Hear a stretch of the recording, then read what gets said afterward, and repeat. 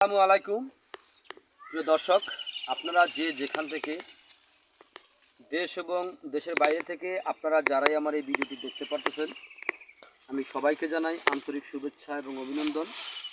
আজকে আমি আপনাদেরকে একটি ঘাসের জমি দেখানোর জন্য এসেছি। এই যে এখানে একটি বিশাল বড় একটি ঘাসের জমি দেখতে পারতেছেন আপনারা, বিশাল বড় একটি ঘাসের জমি।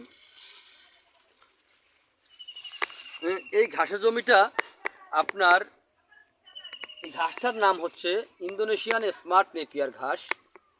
এই ঘাসটা যদি আপনি একবার যদি জমিতে রোপণ করেন তাহলে কমপক্ষে 5 থেকে 6 বছর আপনি একটানা গরু ছাগলকে খাওয়াতে পারবেন।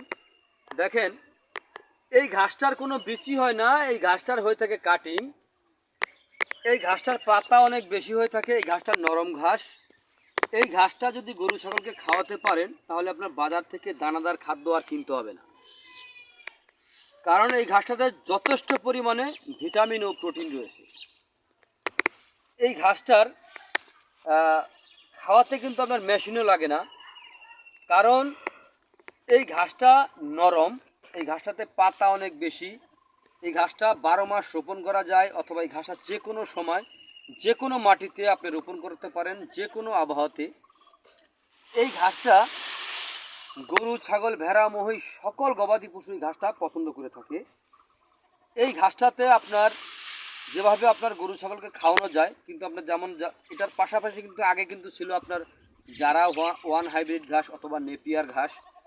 সে সকল ঘাস কিন্তু আপনার অনেক বড় লম্বা হয়, অনেক বড়। আর এই ঘাসটা কিন্তু অনেক বড় লম্বা হয় না, এই ঘাসটা হয়তো 5 থেকে 6 ফিট পর্যন্ত সর্বোচ্চ উঁচু হয়ে থাকে, কিন্তু এই ঘাসটার ঝোপে অনেক বেশি হয়ে থাকে। এই কারণে এই ঘাসটা আবার নরম। এই ঘাসটা গরু ছাগলকে খাওয়াতে কোনো মেশিন লাগে না। এই ঘাসটার যে কোনো সময় রোপণ করতে পারেন, অথবা এই ঘাসটার যে পাতাগুলি হয়ে থাকে কীরকম পাতা, অথবা ঘাসটা কীরকম মানের কাটিং হয়ে থাকে, সেই জিনিসটা আমি আপনাদেরকে দেখাবো যে কীরকম কাটিং হয়ে থাকে। তো তার আগে আমি বলবো, যদি আপনারা এই ঘাসের যদি কাটিং রোপণ করতে চান, পরিপক্ক কাটিং, তো আমি তার আগে দেখাবো যে দেখেন, আমি 2টা ঘাস আমি এই ঘাস থেকে তুলেছিলাম, তুলে দেখিয়েছি যে কীরকম হয়েছে। তো আমি এখান থেকে আরেকটি ঘাস আমি তুলে দেখাবো। দেখবেন যে আমাদের প্রতিটি ঘাসের কাটিং সেম টু সেম, পরিপক্ক ঘাসের কাটিং। তো এই পরিপক্ক ঘাসের কাটিং যদি আমি আপনাদেরকে দিতে পারি তাহলে কিন্তু শুধু আপনার অথবা আমার লাভ না, যে আপনি রোপণ করবেন আপনারও লাভ হবে। আমি যদি দিতে পারি আপনাকে, আপনার দেখা দেখি আরেকজনও নিয়ে রোপণ করতে পারবে, তখন কিন্তু আপনি বলবেন যে ভাই ওই আমি যার থেকে এই বীজটা সংগ্রহ করেছি আপনিও তার থেকে সংগ্রহ করেন। এর কারণে আমরা ভালো মানের বীজ কিন্তু আমরা দিয়ে থাকি। তো দেখেন, আমি আরেকটি ঘাস আমি আপনাদেরকে তুলে দেখাচ্ছি এই ঘাসটা কীরকম, এই ঘাসের বীজটা হয়ে থাকে।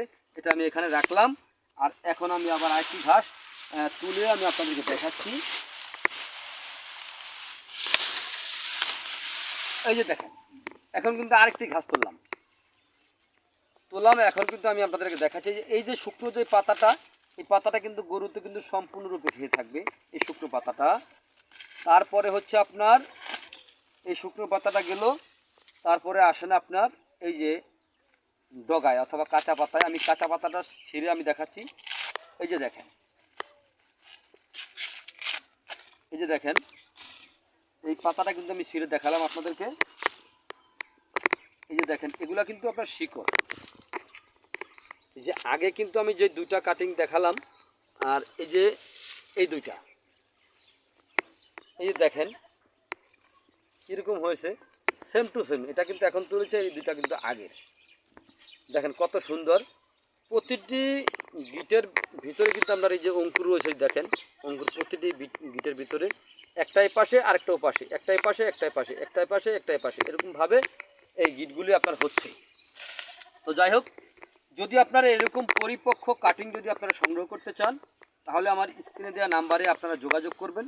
আমরা এই ঘাসের কাটিং সারা বাংলাদেশের সুন্দরবন কুরিয়ার সার্ভিস অথবা জননী কুরিয়ার সার্ভিসের মাধ্যমে আমরা সারা বাংলাদেশে ডেলিভারি দিয়ে থাকি।